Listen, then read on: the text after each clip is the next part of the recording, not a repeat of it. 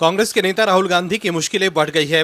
राहुल गांधी को लेकर जो खुलासा हुआ है उससे देश के लोग काफी हैरान हैं। सुरक्षा एजेंसियों को चकमा देकर राहुल गांधी जो कर रहे हैं उससे कई सवाल उठ रहे हैं। दर्शकों, अक्सर विदेश जाकर राहुल गांधी भारत के महान लोकतंत्र पर सवाल उठाते हैं, मोदी सरकार पर निशाना साधते हैं। इसके अलावा विदेश में राहुल गांधी जो बयान देते हैं उसको लेकर उनके खिलाफ कोर्ट में कार्रवाई भी चल रही है। वहीं अब राहुल गांधी को लेकर जो खुलासा हुआ है उससे लोग काफी हैरान हैं। दर्शकों, राहुल गांधी हर वक्त मोदी विरोध में लगे रहते हैं, लेकिन देश के लोग मजबूती से पीएम मोदी के साथ खड़े हैं।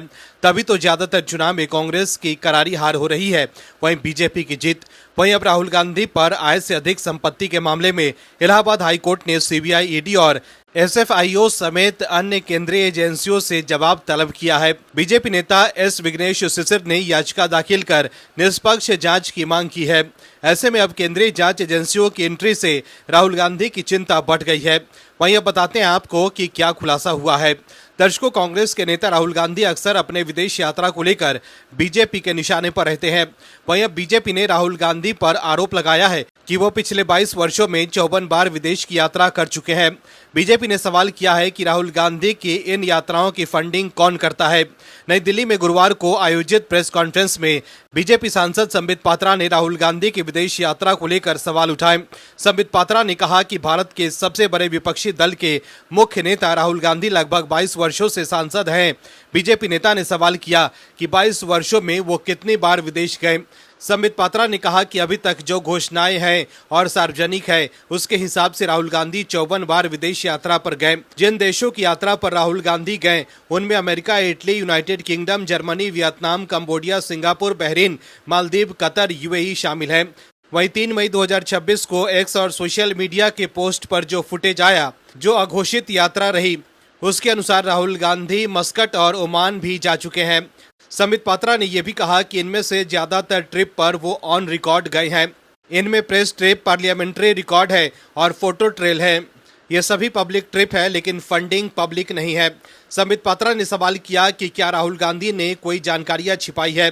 संबित पात्रा ने यह भी कहा कि विदेश यात्रा पर जाने से पहले राहुल गांधी ने सरकार से अनुमति नहीं ली। वो कई बार एसपीजी को चकमा देकर विदेश गए।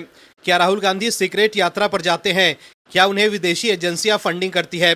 दर्शकों, कई बार राहुल गांधी के विदेश यात्रा को लेकर सवाल उठ चुके हैं कि वो एसपीजी सुरक्षा के बिना विदेश यात्रा पर क्यों चले जाते हैं। पिछले साल सितंबर 2025 में सीआरपीएफ ने विदेश यात्राओं के दौरान राहुल गांधी की ओर से अपना सिक्योरिटी प्रोटोकॉल बार बार तोड़े जाने पर गंभीर चिंता जताई थी। सीआरपीएफ की ओर से कहा गया था कि इस तरह सुरक्षा से खिलवाड़ करना उन्हें गंभीर खतरे में डाल सकता है। सीआरपीएफ की ओर से इसके लिए उनकी इटली, वियतनाम और मलेशिया जैसे देशों की यात्राओं का हवाला भी दिया गया था। दरअसल येलो बुक प्रोटोकॉल के तहत वीवीआईपी को अपनी मूवमेंट की जानकारी सुरक्षा एजेंसियों को पहले ही देनी होती है, लेकिन आरोप है कि राहुल गांधी कई बार इसे नजरअंदाज कर चुके हैं। वहीं संबित पात्रा ने यह भी कहा है कि 2004 से 2026 तक राहुल गांधी की जो 54 विदेश यात्राएं रही हैं उनमें उनका 60 करोड़ रुपए का खर्च हुआ है। संबित पात्रा का कहना है कि यदि इन यात्राओं का खर्च निजी पैसों से उठाया जा रहा है तो इस खर्च का विवरण आयकर रिटर्न में ठीक से देना अनिवार्य है। अघोषित खर्च से जुड़ा एक और कानूनी प्रावधान भी है।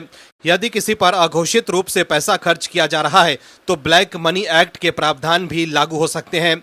संबित पात्रा ने यह भी कहा कि 2013-14 से 2022-23 तक विगत 10 वर्षों में राहुल गांधी की आमदनी थी 11 करोड़ रुपए और 60 करोड़ रुपए उन्होंने विदेश यात्राओं पर खर्च कर दिए।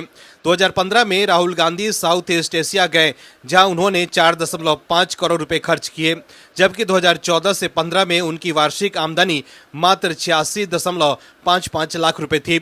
इसका मतलब है कि आमदनी से 5.2 गुना ज्यादा खर्च इस यात्रा पर किया गया।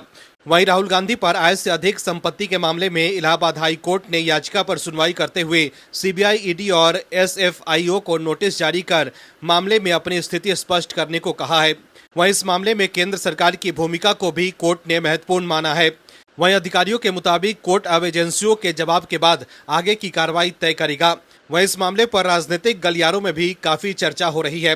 तो देखा आपने कैसे राहुल गांधी अब नई मुसीबत में फंस गए हैं। Bureau report, OMH news. आप दर्शकों से विनम्र निवेदन है कि चैनल को सब्सक्राइब जरूर करें।